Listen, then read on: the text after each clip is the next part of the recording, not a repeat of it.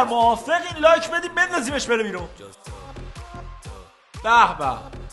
یعنی اینقدر من ناشیم؟ نه خیر، شما خیلی لاشی.